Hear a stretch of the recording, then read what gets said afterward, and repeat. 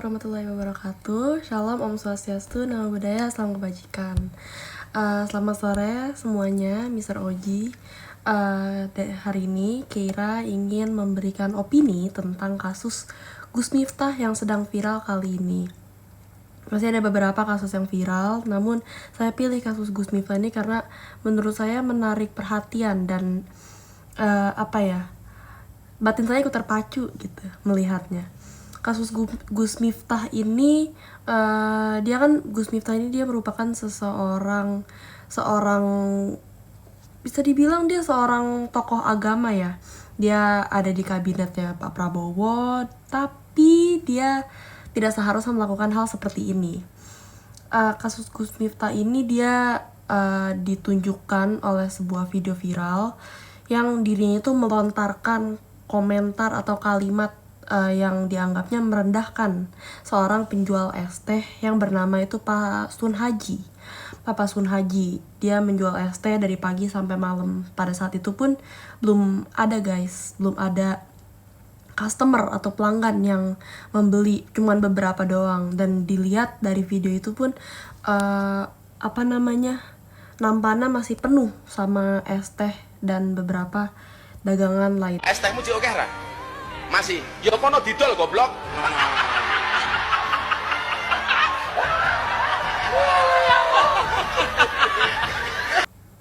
Nah, tindakan ini nih memicu reaksi keras dari masyarakat yang menilai hal tersebut dianggap sebagai bentuk penghinaan kepada profesi sederhana seperti bapak penjual es tersebut. Namun mulia, maksudnya menjual es tersebut kan bukan haram ya, dan dia tuh melakukan hal tersebut sebagai bentuk penghinaan terhadap profesi seperti itu dinilai tidak baik, benar-benar tidak baik. Bahkan untuk seorang pelajar pun kayaknya untuk seorang pelajar seperti saya gitu, saya yang melihatnya kayak ini orang apa ya maksudnya nggak perlu kayak gitulah. Mungkin kata-katanya tuh nggak usah pakai kata-kata G atau kayak dikecam seperti itu, nggak usah. Kata-katanya soft spoken aja lah.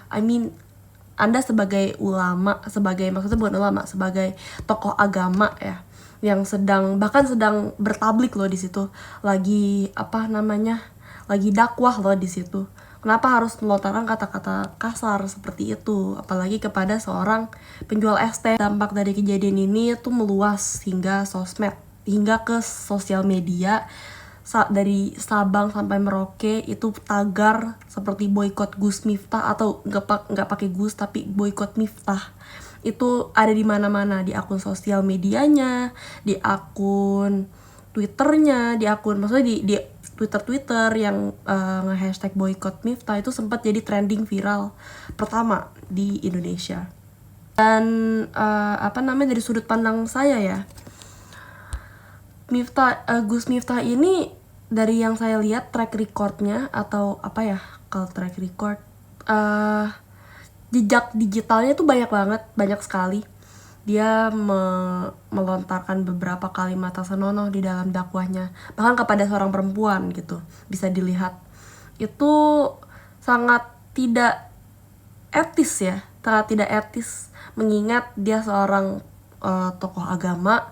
Dia lagi ceramah di video-video, banyak video-video itu pas dia lagi ceramah guys, bukan pas dia lagi bercengkrama dengan teman. Itu lagi di sebuah latar agama gitu, di tempat dakwah, dan dia melontarkan kata-kata atau kalimat-kalimat yang tidak senonoh. Selain ke Pak Sun Haji, juga ke perempuan-perempuan yang misalkan pada nanya seperti itu. Nanti akan ditampilkan videonya setelah ini. Lalu menurut dari sudut pandang hukum nih yang saya ambil dari beberapa artikel, itu Gus Miftah ini dia melanggar pasal 310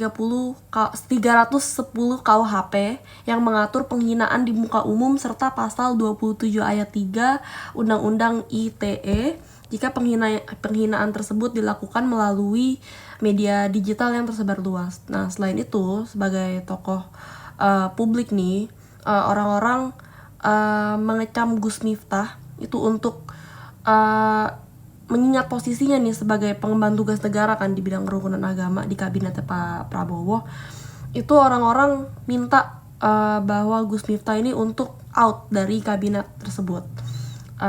Banyak banget yang bilang Miftah ini nggak cocok karena track recordnya, karena metode dakwahnya.